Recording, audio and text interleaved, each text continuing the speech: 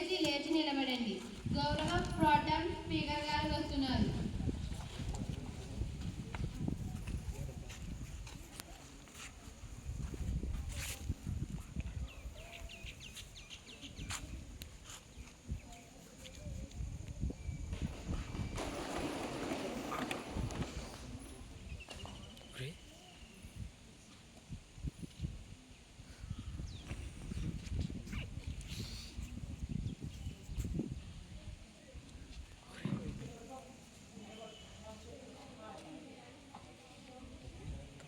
అందరికీ నమస్కారం. సభను ముందుగా జాతీయ గీతంలో ప్రారంభిద్దాం.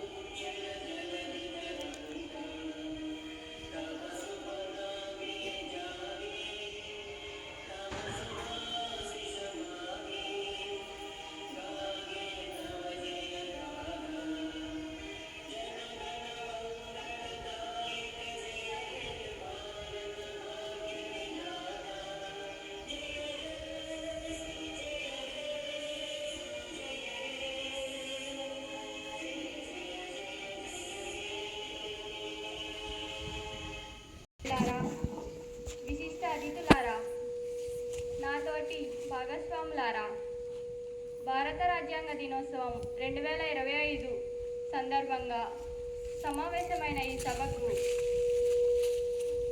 నేను ప్రోటోం స్పీకర్గా అధ్యక్షత వహిస్తున్నాను.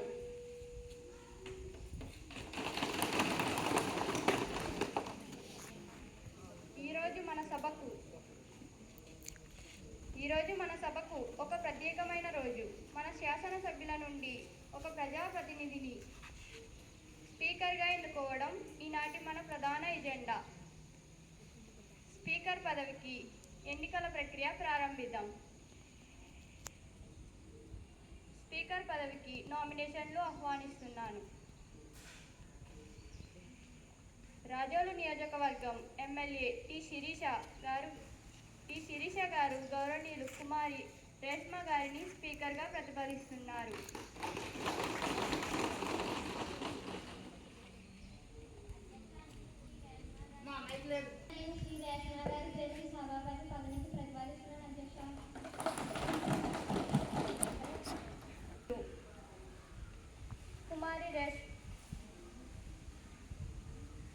కుమారి రేష్మ గారిని బలపరుస్తున్నారు.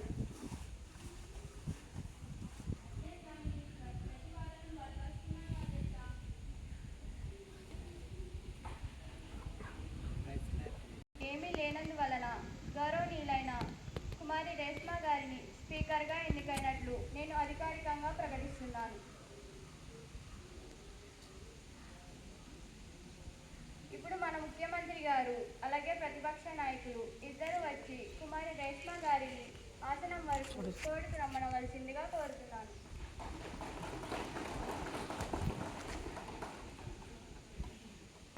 స్పీకర్ గారు వస్తున్నారు.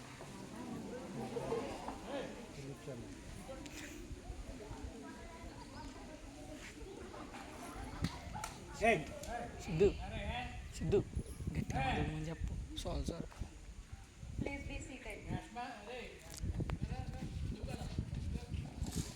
అధ్యక్ష, ఈ గౌరవనీయమైన స్థానాన్ని అధిరోహించినందుకు మీకు మా ప్రభుత్వం తరఫున హృదయపూర్వక శుభాకాంక్షలు తెలుపుతున్నాం. మీరు అధికార పక్షానికి ప్రతిపక్షానికి సమాన త్రాసు లాంటి వారు. సభను హుందాగా నడపడంలో మీకు మా పూర్తి సహకారం ఉంటుంది.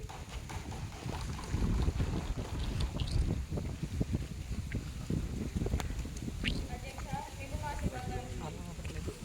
స్పీకర్ కుర్చీలో కూర్చున్న తర్వాత మీకు పార్టీ న్యాయవాదులు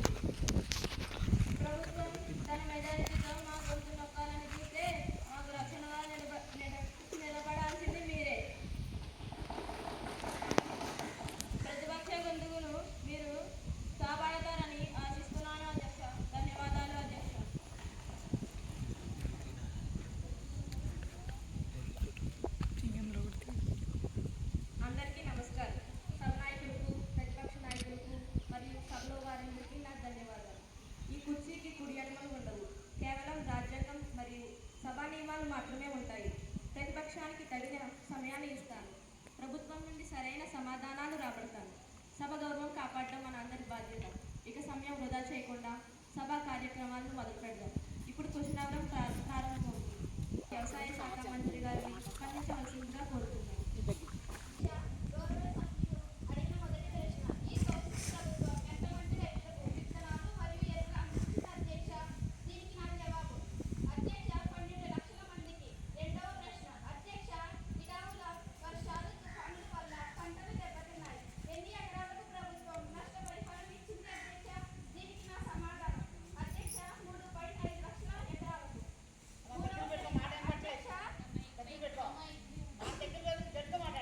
మూడవ ప్రశ్న అధ్యక్ష రైతు సహాయం చేసేందుకు ప్రభుత్వం ప్రారంభించిన రైతు కేంద్రాలు ఎన్ని? దీనికి నా జవాబు అధ్యక్ష మొత్తం 10 జిల్లాల్లో కేంద్రాలు అధ్యక్ష. గౌరవ ఎమ్మెల్యే శ్రీమతి తేజస్విని గారిని సప్లిమెంటరీ క్వశ్చన్ అడగడానికి అనుమతిస్తున్నాను.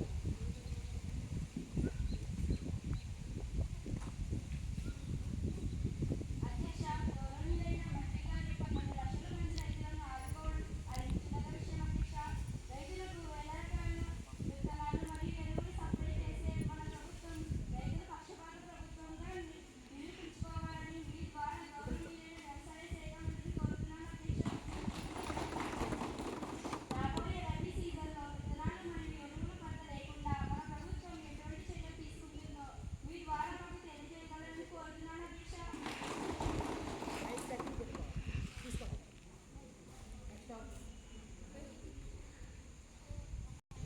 అధ్యక్ష శాస్త్ర వైద్యాలచే పరిరక్షించబడిన నాణ్యమైన విత్తనాలను మనం సరఫరా చేస్తున్నాం అధ్యక్ష. 3 నెలల పంట ఫలం తరువాత మేము చెప్పే దిగుబడి లెక్కలే మాట్లాడుతున్నాయి అధ్యక్ష. మనది రైతు ప్రభుత్వం అన్నారు. రైతు ప్రభుత్వం రైతులే అంటున్నారు అధ్యక్ష.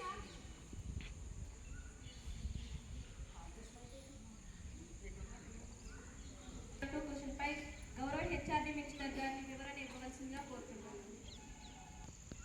గౌరవనీయులైన అధ్యక్షుల గారికి ముందుగా నా హృదయపూర్వక నమస్కారాలు తెలియజేస్తున్నాను అధ్యక్ష. అధ్యక్ష, ప్రతిపక్ష నాయకులు అడిగినటువంటి ప్రశ్నల్లో మొదటి ప్రశ్న, ఈ విద్యా సంవత్సరంలో విద్యార్థులు మొబైల్ కేసులు ఎన్ని నమోదయ్యాయి? అధ్యక్ష, ఈ ప్రశ్నకు నా సమాధానం 100లో కేసులు నమోదయ్యాయి అధ్యక్ష. రెండవ ప్రశ్న, మొబైల్ వ్యసనం కోసం ప్రభుత్వం ఏమైనా కౌన్సిలింగ్ లేదా రిహార్స్ సదుపాయం అందిస్తున్నదా? అంటే ప్రత్యేక రిహార్స్ అంటూ ఏం లేదు అధ్యక్ష, కాకపోతే ఖచ్చితంగా కౌన్సిలింగ్ అనేది అందిస్తున్నాం అధ్యక్ష.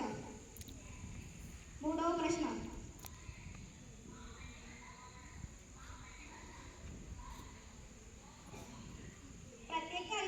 ప్రత్యేక రిహార్స్ సెంటర్లు లేకపోతే డిజిటాలిటీ ఎడ్యుకేషన్ సెంటర్లు ఏర్పాటు చేయాలనే యోచన ఉందా అధ్యక్ష?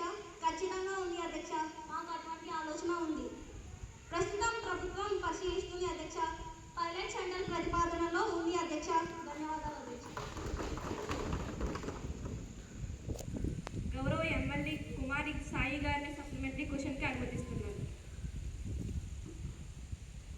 అధ్యక్ష, గౌరవనీయులు మంత్రి గారి సమాధానం అద్భుతంగా ఉంది. కేసులు 100లో ఉన్నాయంట. అంటే ఖచ్చితంగా లెక్క లేదా అధ్యక్ష? లేక అది కూడా ఫోన్లో క్యాండీ క్రష్ ఆడుతూ లెక్క పెడతారా అధ్యక్ష? పిల్లలేమో 5G స్పీడ్లో ఫోన్లకు అతుక్కుపోతుంటే మీ ప్రభుత్వం చర్యలేమో ఇంకా 2G స్పీడ్లోనే పరిశీలన దశలోనే బవరింగ్ అవుతున్నాయి అధ్యక్ష. ఆ పైలట్ సెంటర్లు భూమికి వచ్చేలోపు విద్యార్థుల భవిష్యత్తు స్విచ్ ఆఫ్ అయిపోదా అధ్యక్ష? ధన్యవాదాలు.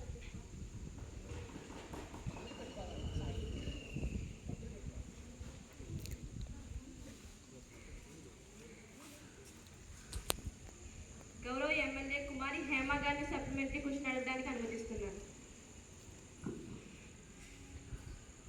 గౌరవనీయులైన అధ్యక్ష, ముందుగా అవకాశం ఇచ్చినందుకు ధన్యవాదాలు అధ్యక్ష. మంత్రి గారు సమాధానం చెప్పేటప్పుడు గమనీయమైన సంఖ్య అని చెప్పారు, కానీ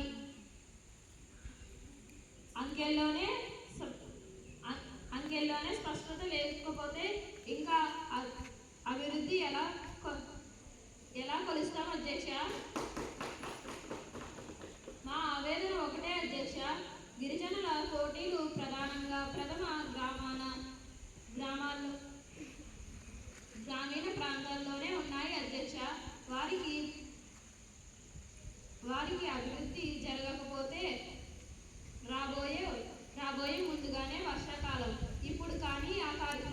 చేపట్టకపోతే అసలు అక్కడికి వెళ్ళడానికి రోడ్లు సౌకర్యంగా ఉండవు అధ్యక్ష. బడ్జెట్ ఉంది అంటున్నారు, మరి పనులు ఎందుకు ఆగిపోయినాయి అధ్యక్ష? దయచేసి దశరి వారిగా దాటిపోకముందే వచ్చే అయిపోయే ఆర్థిక సంవత్సరం లోపు వీళ్ళు స్పష్టమైన లెక్కలు ఇవ్వగలరా అధ్యక్ష? ధన్యవాదాలు.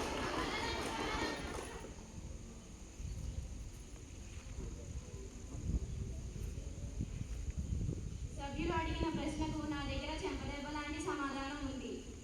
గౌరవ సభ్యులు లేవనెత్తిన పాయింట్ చాలా విలువైనది. నేను అంకెల్ని దాచదలుచుకోలేదు. నిజమే, కొన్ని తండాల్లో అటవీ శాఖ అనుమతులు రావడం జప్యం వల్లే ఆలస్యమయ్యాయి. ఇది వాస్తవం. సభ్యుల ఆందోళన దృష్టిలో ఉంచుకొని సభకు హామీ ఇస్తున్నాను. వచ్చే వారం సంబంధిత అధికారులతో మరియు ఆయా నియోజకవర్గాల ఎమ్మెల్యేలతో ప్రత్యేక సమీక్ష ఏర్పాటు చేస్తాను. వర్షాలు మొదలయ్యేలోపు పెండింగ్లో ఉన్న 20 తండాల్లో పనులు ప్రారంభించి మార్చిలోపు పూర్తి చేస్తాను. నిధుల కొరత లేదు, అంతకన్నా శుద్ధి అంతకన్నా లేదు. ధన్యవాదాలు అధ్యక్ష. 241103 క్వశ్చన్ పై గౌరవ ఎనర్జీ శాఖ మంత్రి గారిని వివరణ ఇవ్వాల్సిందిగా కోరుతున్నాను. అధ్యక్ష, గౌరవనీయులైన అధ్యక్ష, ప్రతిపక్షం వారు అడిగిన మొదటి ప్రశ్న, ఆంధ్రప్రదేశ్లో మొత్తం విద్యుత్ ఉత్పత్తిలో సౌరశక్తి వాటా ఎంత? అధ్యక్ష, రాష్ట్ర విద్యుత్లో ఉత్పత్తి సౌరశక్తి గణనీయమైన వాటాను ఇస్తుంది అధ్యక్ష. రెండవ ప్రశ్న, గత ఏడాది రాష్ట్రంలో సోలార్ శక్తి సామర్థ్యం ఎంత? సౌర సామర్థ్యం రాష్ట్ర గ్రిడ్కు సాధించబడింది అధ్యక్ష. మూడవ ప్రశ్న, పిఎం సూర్యఘర్ ఉచిత విద్యుత్ యోజన కింద నగరం మరియు గ్రామీణ ప్రాంతాల్లో ఎంతమంది లబ్ధిదారులు నమోదయ్యారు అని అడిగారు అధ్యక్ష.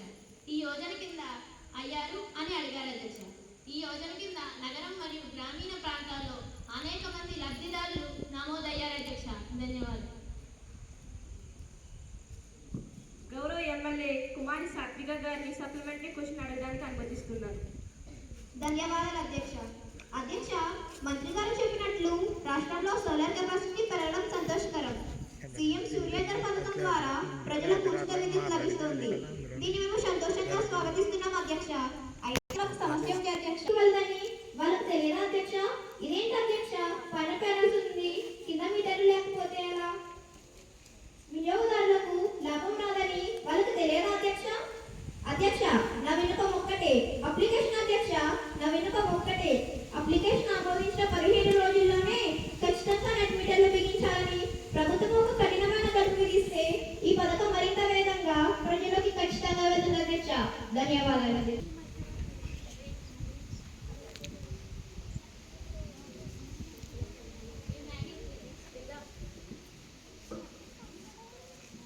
అధ్యక్ష, సభ్యులు లేవనెత్తిన అంశంతో నేను పూర్తిగా ఏకీభవిస్తాను అధ్యక్ష.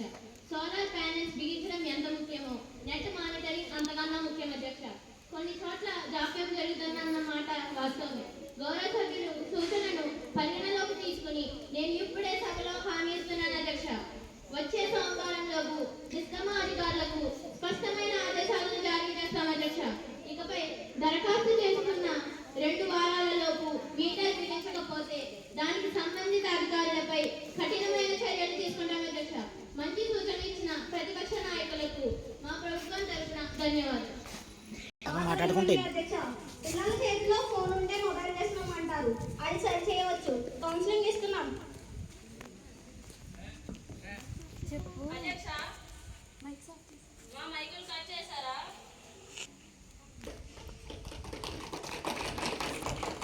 మళ్ళీ యాక్షన్ ప్లాన్ ఎప్పుడు చెప్పమనండి అధ్యక్ష.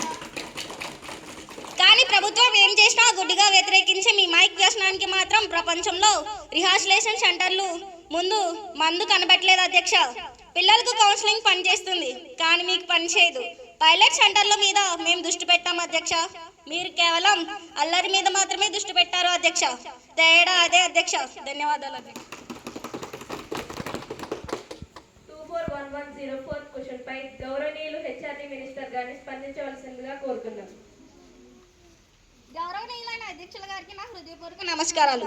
అధ్యక్ష, ప్రతిపక్ష నాయకులు అడిగినటువంటి ప్రశ్నల్లో మొదటి ప్రశ్న, విద్యార్థుల స్కూల్ బ్యాగ్ బరువుకు అనుమతించబడిన ప్రమాణం ఏమిటి? అధ్యక్ష, దానికి నా సమాధానం ఎన్సీఆర్టీ మార్గదర్శకాల ప్రకారం బ్యాగులు తేలిక ఉండాలి. సూచన ఉంది. అధ్యక్ష, రెండవ ప్రశ్న. బ్యాగ్లెస్ డేస్ సంఖ్యను పెంచే ప్రస్తావన ప్రభుత్వానికి ఉన్నదా అధ్యక్ష? లేదు అధ్యక్ష. బ్యాగ్లెస్ డేస్ పెంపు ప్రతిపాదన అనేది లేదు అధ్యక్ష. మూడవ ప్రశ్న. బ్యాగ్లెస్ డేస్ అమలులో ప్రభుత్వం తీసుకున్న చర్యలు ఏమిటి? దానికి నా సమాధానం, సెమిస్టర్ వారి పుస్తకాలు మొదలుపెట్టాం అధ్యక్ష. అధ్యక్ష, ప్రతి శనివారం బ్యాగ్లెస్ డేగా మనం అమలు చేశాం. ధన్యవాదాలు అధ్యక్ష. గౌరవ ఎమ్మెల్యే పావని గారిని సప్లిమెంటరీ క్వశ్చన్కి అనుమతిస్తున్నాను.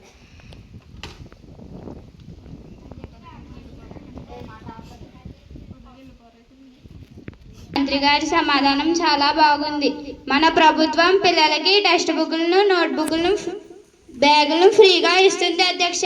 కానీ పిల్లలు అలా అన్నీ ఇస్తున్నారు. మన ప్రభుత్వం బ్యాగుల బరువు కోసం ఆలోచిస్తుందా లేదా?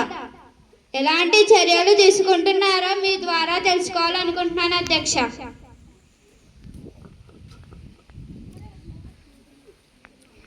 అధ్యక్ష, గౌరవ సభ్యులారా, మేము సెమిస్టర్ విధానం తెచ్చాం, సెమిస్టర్ సిస్టమ్ను తెచ్చాం. అంటే సగం పుస్తకాలే ఉంటాయి అధ్యక్ష.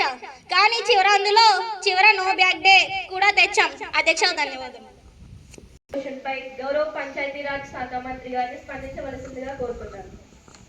గౌరవనీయులైన అధ్యక్షుల వారికి నా నమస్కారాలు. సభా సభ్యులు అడిగిన ప్రశ్నకి నా దగ్గర చక్కటి సమాధానం ఉంది. అడవి తల్లి బాట కార్యక్రమంలో ఎంతమంది గిరిజన టోలీలు కవర్ అయ్యాయి? దీనికి నా సమాధానం, గుర్తించిన గిరిజన టోలీలు 250 మంది. అందులో మొదటి దశలో 100 టోలీలు కవర్ చేశాము. రెండవ ప్రశ్న, ఈ కార్యక్రమం కోసం ఇప్పటి వరకు ఎంత న్యాయం జరిగింది? ఇప్పటికీ 1000 కోట్ల న్యాయం చేశాం అధ్యక్ష. 1000 కోట్ల న్యాయం చేశాం అధ్యక్ష. ఇంకా ఎన్ని గిరిజన ప్రాంతాలు కవర్ అవ్వాల్సి ఉంది? మిగిలిన ప్రాంతాలను ఎప్పటి వరకు పూర్తి చేస్తాం? దీనికి నా సమాధానం, ఇంకా 150 టోలీలు కవర్ అవ్వాల్సి ఉంది. రాబోయే ఏడాదిలో మేము పూర్తి చేస్తాం అధ్యక్ష. ధన్యవాదాలు. గౌరవ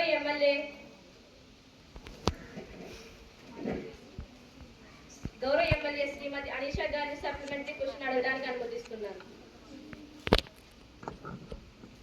ధన్యవాదాలు అధ్యక్ష. అధ్యక్ష, మంత్రి గారు ఇంకా కౌన్సిలింగ్ అవగాహన అని కాలక్షేపం చేస్తున్నారు అధ్యక్ష. రోడ్డు మీద ర్యాష్గా నడిపే ప్రాణాలు తీసేవాడు అసలు విద్యార్థే కాదు అధ్యక్ష. వాడు ఒక నేరస్తుడు. ప్రభుత్వానికి ధైర్యం ఎందుకు లేదు అధ్యక్ష? వాళ్ళని ఇంకా పసిపిల్లలను వెనకేసుకుని ఉంటారా? వాళ్ళ మీద టెర్రరిస్ట్ చట్టాలు పెట్టడానికి మీ చేతులు ఎందుకు వణుకుతున్నాయి? ఓట్ల కోసమేనా ఇదంతా? ఓట్ల కోసమేనా అధ్యక్ష? ధన్యవాదాలు అధ్యక్ష. టెర్రరిస్ట్ అనేది చాలా పెద్ద పదం. మన పిల్లల్ని ఉద్దేశించి సభలో అంతటి తీవ్రమైన పదజాలం వాడటం సమంజనం కాదు. మంత్రి గారి సమాధానం చెప్పాల్సిందిగా కోరుతున్నాను.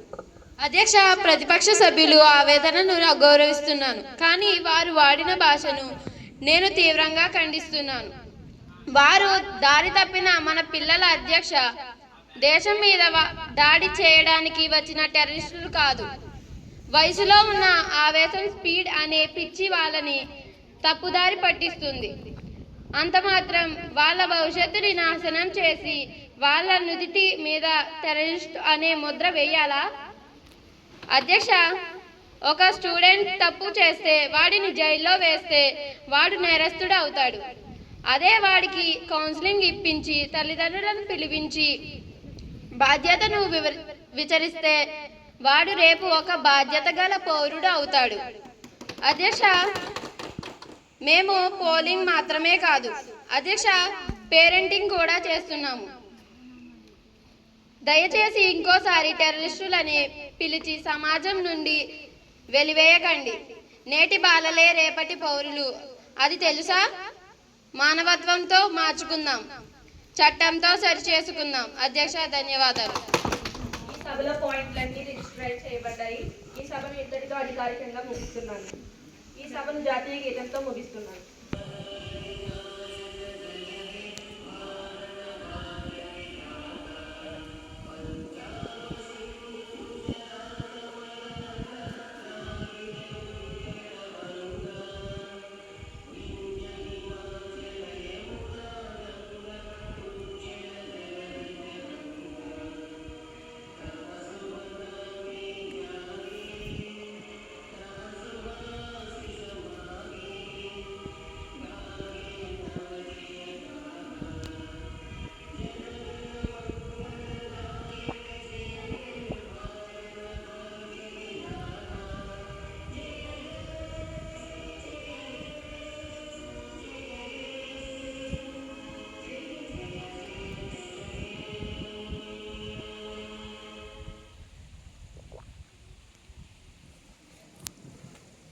అధ్యక్షురాలు కూర్చోండి.